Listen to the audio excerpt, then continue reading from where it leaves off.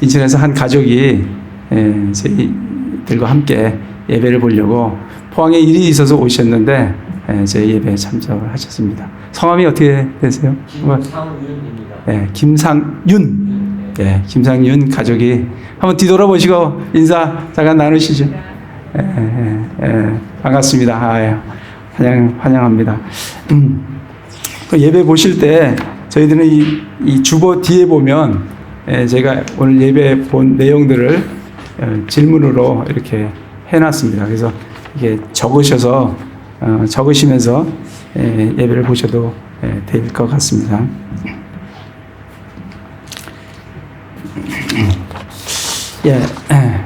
지난주에는 우리가 사도행전 13장에서 사도행전 13장을 잠깐 보실까요? 우리 처음 보시는 분들도 있으니까 사도행전 13장 지난주에 1절에 보면 안디옥 교회가 나옵니다. 사도행전 13장 1절에 안디옥 교회가 나오는데 안디옥 교회에 바나바와 바울을 비롯해서 5명의 그런 대언자들과 교사들이 있었습니다. 그래서 2절에 성령님께서 바나바와 사울을 불러서 따로 구별을 하라고 말씀을 하셨습니다. 그래서 그들이 금식하고 기도하고 그러면서 안수해서 그들을 파송하는 그러한 장면이 나옵니다. 사도 바울은 사도행전 9장에 보면 이미 예수님께 이방인 사도로 택함을 받은 그러한 사람입니다. 그렇지만 지금 사도행전 13장에 오면 그가 택함 받은 그러한 사람이지만 지금 13장에 보면 안디옥 교회 그 지역 교회 그 권위하에 그를 다시 파송하시는 것을 볼 수가 있습니다.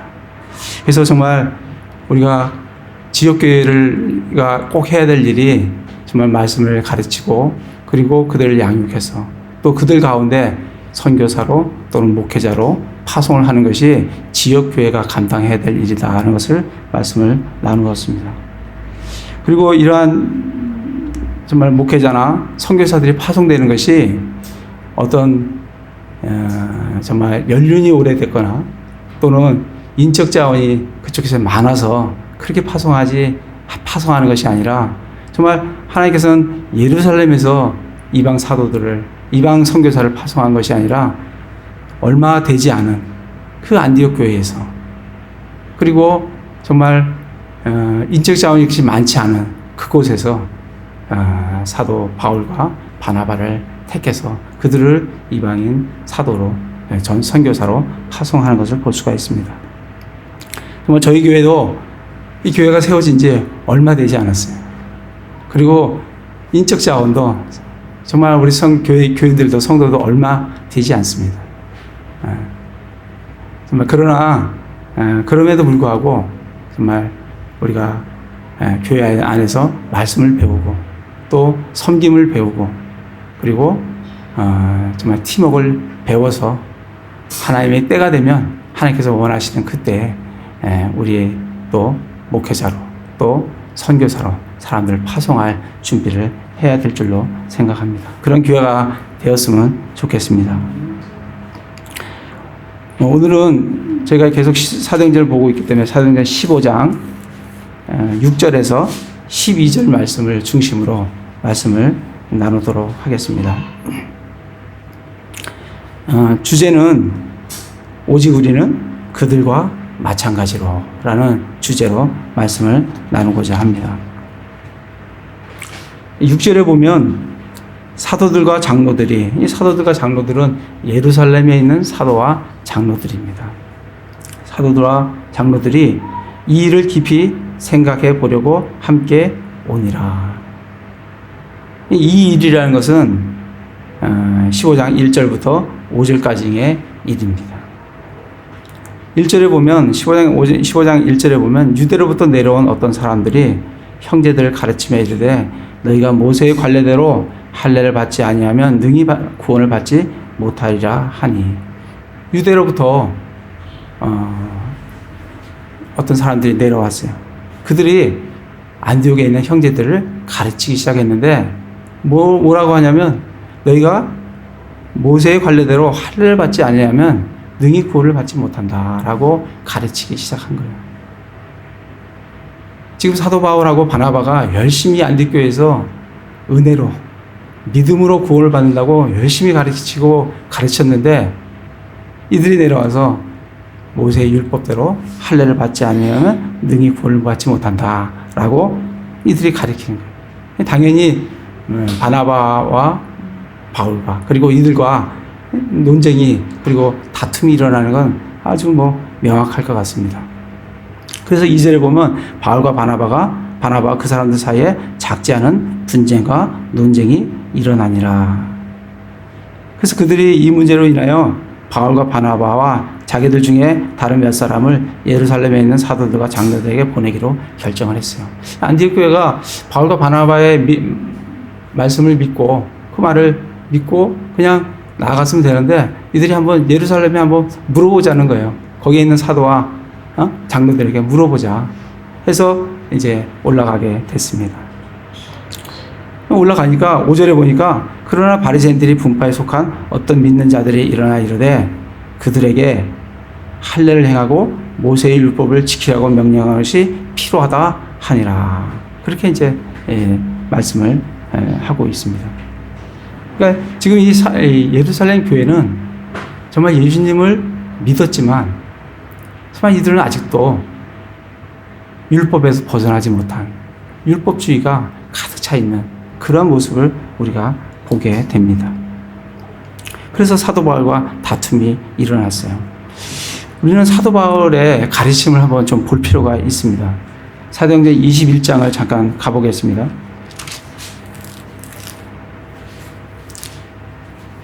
오늘 좀 더우시죠? 오늘 갑자기 에어컨이 이게 좀 잘 안 되는 것 같아요. 그래서 더우시면 좀 편안하게 하고 들으시면 좋을 것 같습니다. 사도행전 21장 17절에서 이제 22절에 보면 지금 이 21장 17절에서 22절은 사도 바울이 3차 전도 여행을 마치고 지금 예루살렘에 간 내용입니다. 17절에 보면 우리를 반갑게 맞아들이니라. 그리고 18절에 야고보에게 올라가서 자기들의 행한 것들을 낱낱이 밝히 고했어요. 그리고 20절에 가서 그들이 그것을 듣고 이 예루살렘에 있는 사도와 장로들이 들었죠. 듣고 주께 영광을 돌리며 그에게 이르되 형제여. 이 형제는 누구예요? 사도 바울입니다. 그죠? 바울 형제여. 너도 보거니와 유대인 중에 믿는 자가 수천 명이 있는데 그들은 다 율법에 열심히 있는 자들이다. 예루살렘에 믿는 자들이 수천 명이 있었어요. 근데 이들은 예수님을 믿을 뿐만 아니라 또 율법에도 열심히 있는 사람들이에요. 이런 사람들이 지금도 존재합니다. 지금도 예수님을 믿는다고 하면서 율법에서 해방되지 않고 율법에서 벗어나지 못하고 율법에 속박해서 있는 메시아닉 주라든지 안식교인들이 바로 그런 사람들입니다. 메시아닉 주들은 그들은 예수님을 메시아로 인정을 한다고 하면서도 실제로 그들은 자기들은 율법을 지키는 주이시로 유대인으로 남기를 원해요. 그들은 그리스도인이라고 불리기를 원치 않습니다. 그 사람들이 바로 이러한 사람들이에요. 지금도 그렇게 율법주의자들이 우리 이 땅에 지금 현 시대에도 있다는 것을 우리가 보게 됩니다. 21절에 보면 그들이 너에 대해 바울 너에 대해 내가 이방인들 가운데 있는 모든 유대인들이 자기 아이들에게 할례를 행해서는 안 되며 또 관례대로 걸어서도 안 된다고 말하면서 그들을 가르쳐서 모세를 저버리게 한다는 것에 대해 알게 되었다.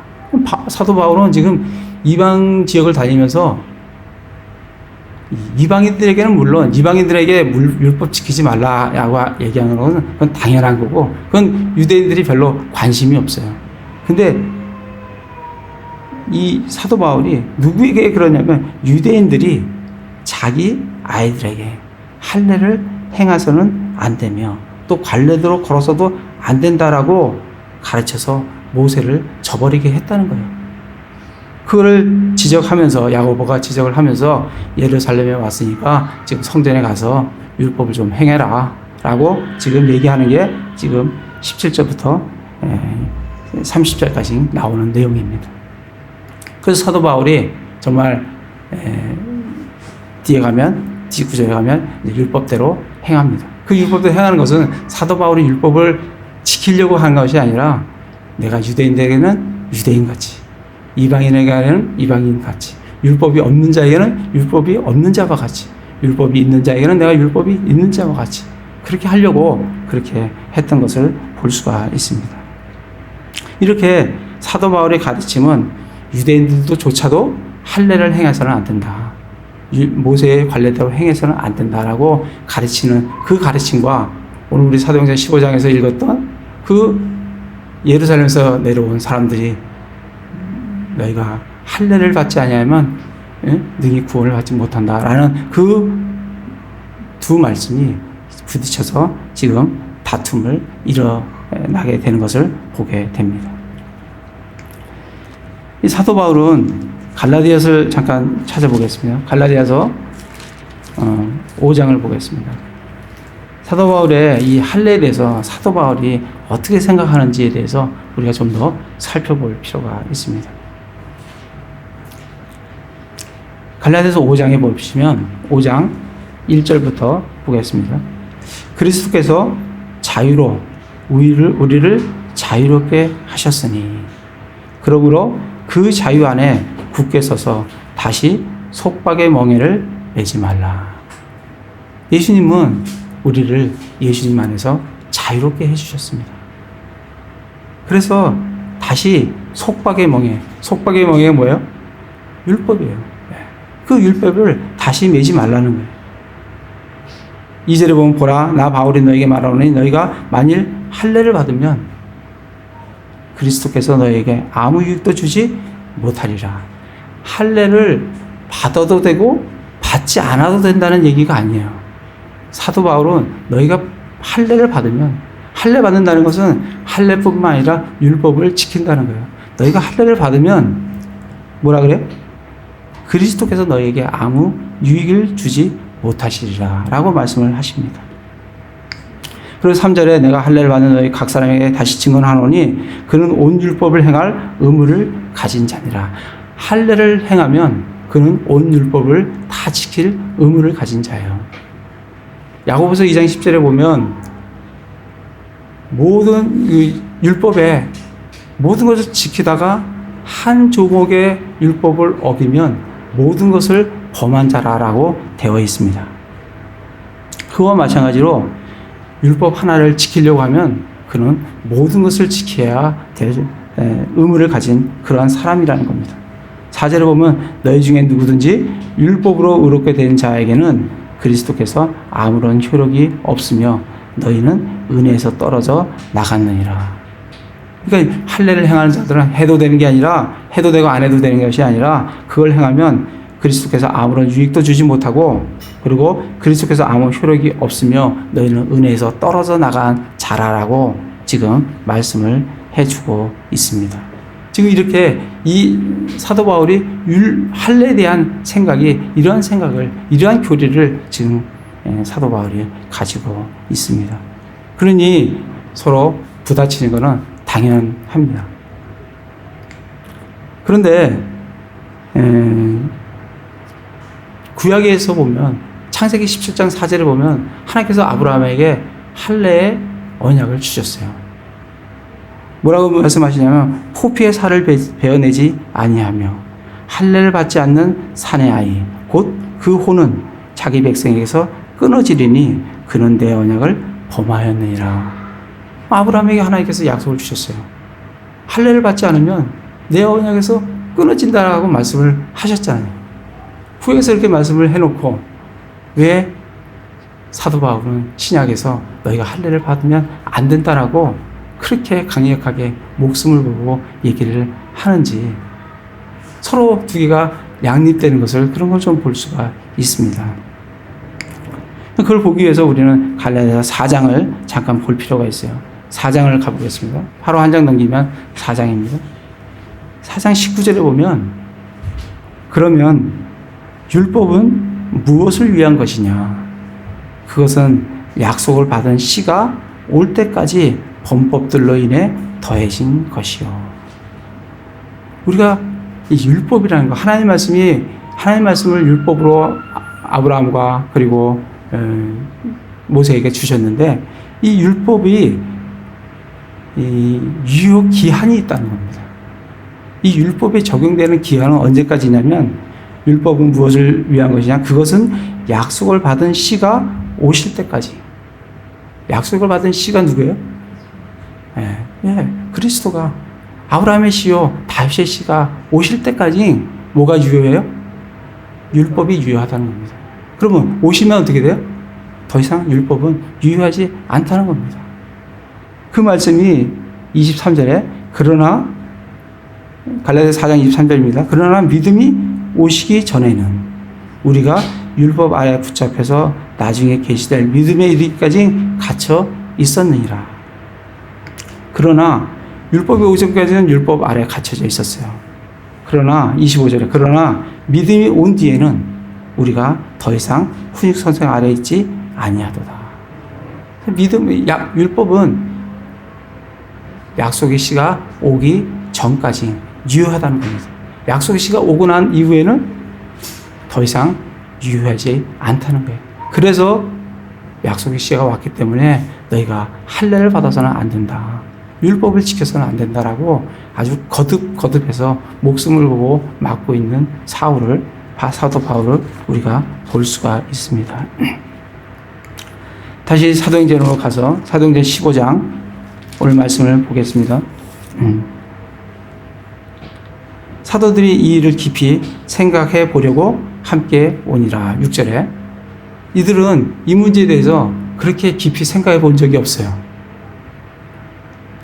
그러니까 예루살렘 교회는 야고보가 사도 바울이 왔을 때 가서 율법을 좀 행하라고 할 정도로 이들은 이 문제에 대해서 그렇게 깊이 있게 생각해 본 적이 없어요. 그렇지만 사도 바울은 이것에 대한 확고한 교리가 그 안에 성립되어 있는 것을 볼 수가 있습니다. 이들이 깊이 생각해 보려고 이제 함께 왔어요. 그리고 7절에 보면 많은 논쟁이 있은 뒤에 이제 베드로가 일어나서 말씀을 전합니다. 뭐라고 전하냐면 그들에게 이르되 사람들의 형제들아 너희가 알거니와 이방인들이 내 입을 통해 복음의 말씀을 듣게 하려고 하나님께서 매우 오래전에 우리에게 가운데 나를 택하시고 이방인들에게 복음을 듣게 하려고 하나님께서 오래전에 나를 택하셨다. 그 8절에 보면 또 마음을 아시는 하나님께서 우리에게 성령을 주신 것 같이 그들에게도 주사 그들에게 증언하시며 지금 사도 베드로는 자기에게 성령을 주신 것과 같이 이방인들에게도 성령을 주셨다. 유대인들에게 성령을 주신 것 같이 누구에게? 이방인들에게 성령을 주셨다. 이거 우리 어디서 읽어본 말씀이에요. 사도행전 몇 장이에요? 10장에서 베드로가 누구에게 복음을 전해요? 고넬료에게 복음을 전할 때 2장에서 성령님이 내려오신 것과 동일한 성령님께서 10장에 고넬료 가족들에게 동일하게 내려오는 것을 지금 그것을 회상하면서 지금 7절과 8절 말씀을 지금 하고 있는 겁니다. 그러면서 9절에 믿음으로 그들의 마음을 정결하게 하사 우리와 그들 사이에 아무 차별도 두지 아니하셨느니라. 첫 번째 사도 바울이 얘기하는 건 뭐냐면 유대인들과 이방인들 사이에는 아무 차별이 없다는 거예요. 왜? 동일한 성령님을 믿을 때 동일한 성령님을 받기 때문에 아무 차별이 없다라고 첫 번째 말씀을 하고 있고, 그래서 10절에 아무 차별이 없는데 그들은 율법이 없고 율법이 있는 유대인과 율법이 없는 이방인과 아무 차별이 없는데 너희가 왜 그 율법을 그 이방인들 목에 매으려고 하느냐라는 말씀이 10절 말씀입니다. 그러면서 11절에 오직 우리는 그들과 마찬가지로 오직 우리는 그들과 마찬가지로 주 예수 그리스도의 은혜로 구원을 받는 줄을 믿노라. 말씀을 잘 보시면 우리는 그들과 마찬가지로, 그들이 우리와 마찬가지로가 아니라 이방인이 유대인과 마찬가지로가 아니라 우리 유대인이 이방인들과 마찬가지로 뭐로 구원받는다고요? 주 예수 그리스도의 은혜로 구원받는 줄을 믿노라. 사도 바울이, 사도 베드로가 구원은 믿음으로 받는데 유대인이나 이방인이나 차별이 없다는 것을 이들 앞에서 지금 고넬료 사건을 회상하면서 지금 이들에게 말씀을 전하고 있습니다.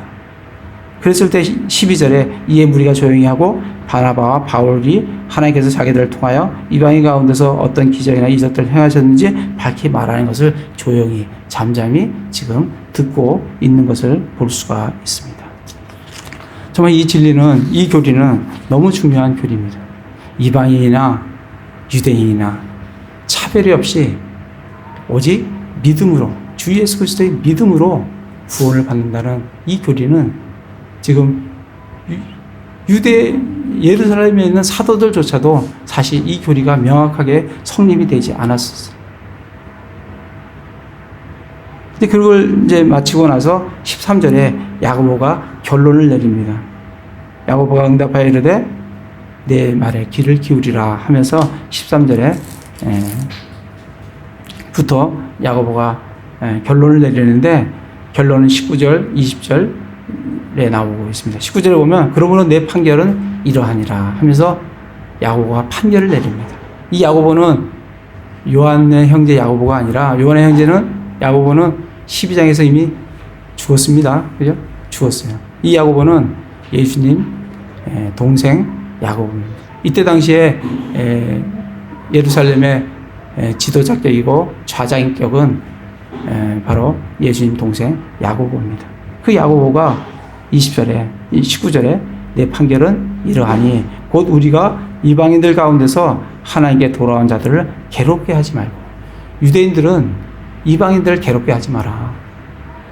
뭘로? 율법을 자꾸 이방인들에게 속박을 시키려고 유대인들은 이방인들을 괴롭게 하지 마라. 그리고 이방인들은 우상들의 더러운 것과 음행과 목매어 죽인 것과 피를 멀리해라 하면서 유대인이 해야 될 것, 그리고 이방인들이 해야 될 것, 그것을 분명하게 말씀을 해주시고 있습니다. 그러면서 그들이 22절부터 이제 편지를 씁니다. 편지를 써서 안디옥 교회에게 사람들과 함께 보내는 장면이 나옵니다. 22절에 보면 누굴 보내냐면 유다와 실라를 보냅니다. 그리고 23절에 펜을 들어서 이렇게 썼어요. 사도들과 장로들과 형제들은 안디옥과 시리아와 길리기아에 있는 이방인들에게 속한 형제들에게 문안하노라 하면서 편지를 씁니다. 편지 내용은 우리에게서 나간 어떤 자들이 누구예요? 사도행전 15장 1절에 예루살렘부터 와서 안디옥에 있는 교회 형제들을 가르치는 형제들, 그 사람들이 누구예요? 우리에게서 나간 어떤 사람들이에요.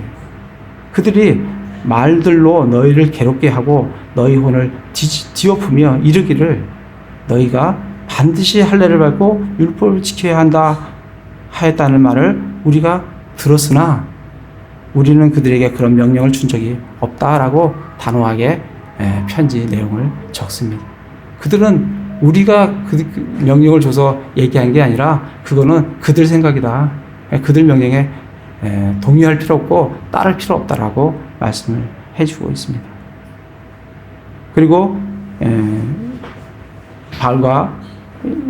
바나바와 바울과 함께 사람을 보내는데 26절에 보면 그들은 그리스도의 이름을 위하여 생명의 위협을 무릅쓴 그런 사람들이다 라고 하면서 보냅니다. 그리고 그러면서 다시 한번 거듭해서 이방인들이 하지 못할 것, 해서는 안 되는 것, 그리고 유대인들이 해서는 안 되는 것, 그것을 28절과 29절에 말씀을 해주고 있습니다. 28절 말씀은 성령님과 우리는 이 필요한 것들 외에 다른 큰 짐이 뭐예요? 율법을 줘서 억압하는 그것을 지우지 않겠다. 그리고 이방인들은 29절에 나온 대로 우상에 바친 음식과 피와 목매어 죽인 것과 음행들을 삼가해라 하고 결론을 내리고 있습니다. 그래서 이 서신을 가지고 가서 읽고 31절에 보면 안디옥 교회가 위안의 말로 인하여 크게 기뻐하는 것을 볼 수가 있습니다. 우리가 이 말씀을 보면서 지금 예루살렘에 있는 사도들은 이것을 깊이 생각을 해서 결론을 내렸어요. 그런데 하나님의 입장에서는 이미 결론이 나 있습니다. 율법을 지키거나 할례로 인해서 구원받는 것은 불가능하다는 것을 하나님께서는 말씀을 해주셨고, 사도 바울은 그 교리를 분명하게 갖고 있었어요. 사도 바울은 사실 예루살렘에 올라갈 생각이 없었어요. 올라갈 필요도 없었어요. 왜? 이미 하나님께서 그에게 계시로 말씀을 해주셨기 때문에 올라갈 이유가 전혀 없어요. 그렇지만 안디옥 교회 교인들이, 성도들이 올라가는 게 합당하다라고 했기 때문에 올라간 거예요. 올라가서 사도들은 깊이 생각한 후에 이런 결론을 내렸지만, 하나님 입장에서는 이미 결론이 나 있는 결론을 사도들은 그것을 확인한 거에 불과해요. 만약에 이 예루살렘 교회에서 이러한 결론이 안 내고 반대 결론이 났다 하더라도 사도 바울이 그들에게 할례를 가르치고 율법을 가르치는 것은 어림도 없는 일입니다. 그는 이미 분명한 교리가 분명하게 서 있는 그러한 사람이었습니다. 이러한 확고한 교리를 우리가 사도 바울이 어떻게 갖게 되었는지를 지금 잠깐 살펴보도록 하겠습니다. 갈라디아서 1장을 좀 가보겠습니다.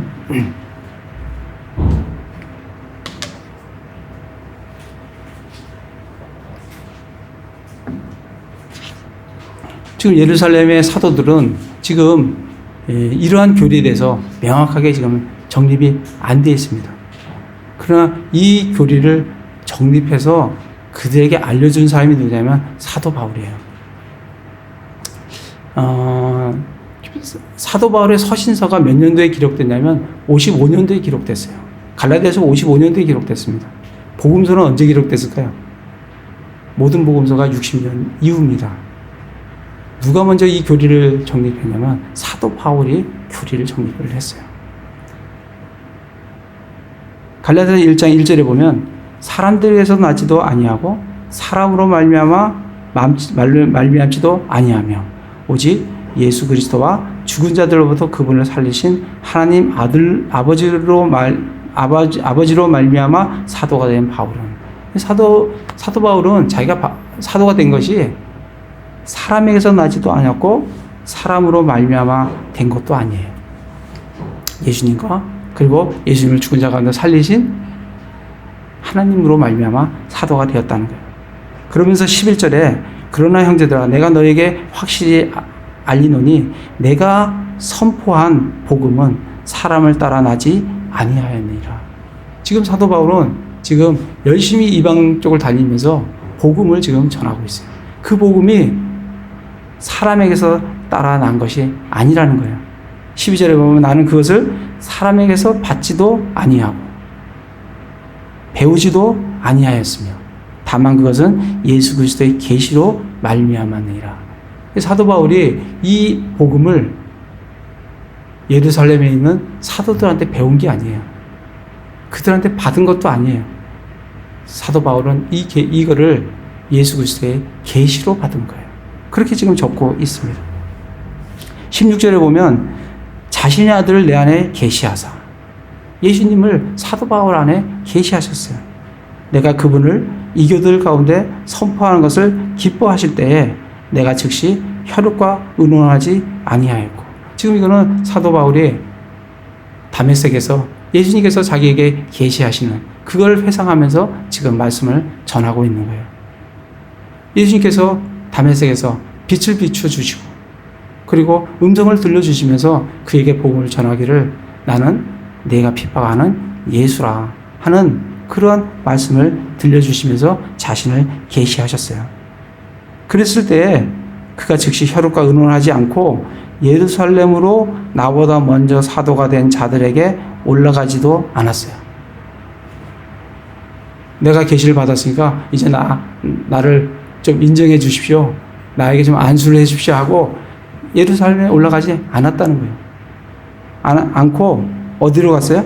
오직 아라비아로 들어갔다가 다시 다마스커스로 돌아갔노라. 그는 아라비아로 갔어요. 그리고 다시 다마스커스로 돌아왔어요. 아마도 이 아라비아에 갔을 때 그는 신약 성경에 있는 모든 교리들을 계시로 받지 않았는가라고 신학자들은 추정을 합니다. 그러면서 18절에 보면 3년 뒤에 베드로를 만나려고 예루살렘에 올라갔어요. 우리는 이 말씀을 기억할 겁니다. 우리 사도행전 했으니까 올라갔는데 사도들이 사울을 인정하지 않았어요. 그랬을 때 바나바가 사울을 사도들에게 소개하는 것을 우리가 사도행전에서 볼 수가 있습니다. 소개를 하고 그리고 야고보를 만났어요. 그러나 거기서 예루살렘에서 사도 바울을 죽이려고 하니까 사도 바울이 어디로 가요? 가이사랴에 갔다가 다소로 들어갑니다. 자기 고향인 다소로 들어가요. 그게 지금 21절에 그 뒤에 내가 시리아와 길리기아 지방에 들어갔으나 길리기아가 어디예요? 사도 바울의 고향 다소가 있는 곳이 길리기아입니다. 글로 들어갔어요.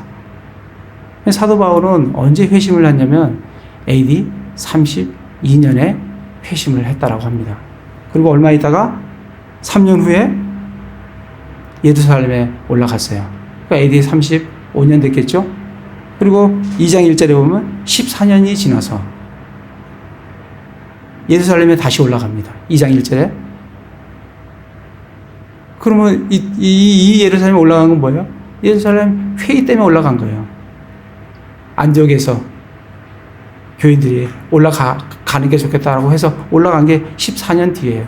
그러니까 AD 32년에 회심을 하고 조금 있다가 3년 후에 예루살렘에 방문해서 있다가 다시 정말 다소로 가서 열심히 복음 전하고 있다가 안디옥 교회에 갔다가 거기에서 이제 14년 후에 이제 예루살렘 회의에 간 겁니다. 그러니까 AD 32년에 플러스 3년 플러스 14년 하면 AD 49년이 돼요. 약 50년경에 예루살렘 교회 회의가 이루어진 거예요. 그러니까 그때 지금 갔다라고 지금 갈라디아에서 지금 그것을 회상하면서 지금 적고 있는 겁니다.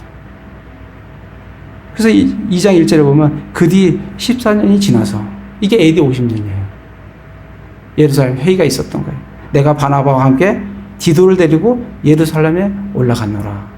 바나바 바울만 간 게 아니라 디도도 함께 갔다라고 기록을 해주고 있습니다. 이제를 보면 내가 계시로 말미암아 올라갔는데 이 올라간 것도 그냥 올라간 게 아니에요. 계시로 올라간 거예요. 올라가라는 지시를 받은 거예요. 올라갔어요. 이방인들 가운데 선포하는 그 복음을 사도 바울이 알고 있는 그 복음을 그들에게 전달하되 그들에게 누구예요? 예루살렘에 있는 사람들에게 전달을 했는데 명성 있는 자들에게는 개인적으로 했다는 거예요. 명성 있는 자가 누구예요? 야고보와 요한과 베드로가 명성 있는 자들이에요. 그들에게는 개인적으로 이 복음을 그들에게 전달을 했다는 겁니다. 그러니까 이 은혜의 복음, 이 믿음으로 의롭게 된다라는 이 복음을 베드로가 바울에게 알려준 것이 아니라 바울은 직접 계시를 받아서 이걸 가지고 예루살렘에 올라가서 명성 있는 자들에게 개인적으로 알려주었다는 겁니다. 그래서 뒤에 가보시면은 9절에 보면 또 기둥같이 여기던 야고보와 게바와 요한은 내게 주신 은혜를 깨닫고 알려주니까 그들이 깨달았어요. 그래서 비로소 나와 베드로 바나바에게 오른손을 내밀어 교제를 청하였습니다. 그리고 각각 자기에게 맡겨진 이교도와 그리고 유대인들에게 복음을 전하러 흩어지는 것을 볼 수가 있습니다. 2장 4절에 보면 사도 바울이 이렇게 얘기해요. 이는 알지 못하는 사이에 들어온 거짓 형제들 때문이라. 그들이 그리스도 예수님 안에서 우리가 누리는 우리의 자유를 엿보아 우리를 속박하려고 몰래 들어왔으나. 이게 누구예요? 이게 사도행전 15장 1절에 예루살렘에서 내려와서 그리스도인들이 누리는 그 자유를 엿보고 그들을 어떻게 하든 율법의 속박으로 다시 끌고 가려고 하는 거짓 그 사람들을 사도 바울이 지금 뭐라 그래요? 거짓 형제다라고 얘기하는 거예요. 거짓 형제다. 이들 때문에 예? 이들 때문에 내가 5절에 보면 내가 한 시간도 내가 그들에게 굴복하지 아니하였다. 왜냐하면 복음의 진리가 너희 안에 있기 때문에 내가 한 시간도 그들에게 복음의 그들의 말에 한 시간도 굴복하지 아니하였다라고 얘기를 하고 있습니다. 그래서 6절에 보면 그들이 회의에서 내게 아무것도 더해주지 아니하였느라. 이 회의가 어떤 회의예요? 예루살렘 회의예요. 여기에서 내게 아무것도 더해주지 않았다는 거예요. 그건 무슨 말이에요? 그들이 뭐 자기들이 주장하는 게 하나도 관철된 게 하나도 없다는 거예요. 아무런 의미 없는 그런 거였다는 거예요. 회의에서 내게 아무것도 더해준 것이 없다라고 얘기를 합니다. 그러면서 이제 11절부터 15절까지는 이 베드로가 그렇게 교리에 대해서 사도 바울이 알려주고 깨닫게 됐음에도 불구하고 베드로는 여전히 그 교리에 명확하게 정말 뼛속 깊숙이까지 그 교리가 꽉 자기 거로 차있지 못하는 것을 볼 수가 있습니다. 그래서 11절에 베드로가 안디옥에 이르렀을 때 사도 바울이 베드로를 책망하는 장면이 나옵니다. 베드로가 누구하고 먹고 있었어요? 이방인들하고 먹고 있었어요.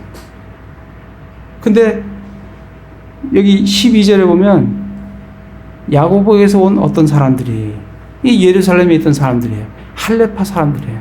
율법에 열심히 있는 사람들이에요. 이 사람들이 오기 전에는 사도 베드로가 이방인들과 함께 돼지고기도 먹고 새우도 먹고 문어도 먹고 열심히 맛있게 먹었어요. 먹었다가 그들이 오니까 그들을 두려워해서 뒤로 싹 물러난 거예요. 자기를 분리시킨 거예요. 그들로부터. 왜 분리시켜요? 나는 이방인들과 교제 나눈 사람이 아니다. 나는 이방인들 먹는 음식 그런 거 먹는 사람이 아니다. 나는 유대인이다. 너희가 알다시피 나는 유대인이다. 율법을 잘 지키는 유대인이다라는 것을 알려주기 위해서 뒤로 싹 물러나는 거예요. 그랬을 때 사도 바울이 책망하는 장면이 14절에 책망을 하게 됩니다. 뭐라고 책망하냐면 내가 유대인에도 불구하고 이방인 방식대로 살고 유대인처럼 살지 아니하면서 너 돼지고기 뭐 문어 그죠? 새우 다 먹으면서 할례자 유대인들이 오니까 뒤로 쑥 빠지면서 이제 이방인들한테 너희도 율법대로 살아야 된다라는 걸 슬그머니 강요하는 왜 그런 삶을 사느냐라고 지금 사도 바울이 베드로를 책망하는 것을 볼 수가 있습니다. 그러면서 정말 위대한 말씀을 하시는 게 16절에 나옵니다. 사람이 율법의 행위로 의롭게 되지 아니하고 오직 예수 그리스도의 믿음으로 되는 줄 알므로. 사람이 의롭게 되는 것은 율법의 행위로 되는 것이 아니라 뭐로 돼요? 믿음으로 된다. 그리스도의 믿음으로 된다라는 것을 거듭 강조해 주는 것을 볼 수가 있습니다. 우리도 예수 그리스도를 믿었나니 이것은 우리가 율법의 행위가 아니라 그리스도의 믿음으로 의롭게 되고자 함이라. 율법의 행위로는 어떤 육체도 의롭게 될 수 없느니라 라고 아주 명확하고 정말 은혜로운 율법으로 의롭게 되는 게 아니라 믿음으로 은혜로 의롭게 된다는 것을 너무나도 명확하게 갈라디아서에서 선언을 해주고 있습니다. 지금도 율법으로 의로워지기 위해서 안식일을 지키고 규례들을 지키는 그런 이단들이 지금 널려 있습니다. 메시아닉 주가 그래요. 안식교들이 그렇습니다. 그 외에도 많은 이단들이 있을 겁니다. 그들은 우리 그리스도인들이 예수님 안에서 누리는 그 자유를 없애고 우리를 그리스도인들을 다시 율법의 속으로 억압 속으로 끌고 들어가려고 하는 사람들이 바로 그런 사람들입니다. 우리는 예수님께서 우리에게 주신 그 자유를 빼앗기지 않고 그 자유를 누리는 그런 삶을 살기 위해서 그들과 정말 사도 바울이 얘기한 대로 한 시간이라도 그들에게 굴복하지 않는 그러한 삶을 우리도 살아야 될 줄로 믿습니다. 그래서 정말 그러기 위해서는 정말 우리가 이 하나님 말씀,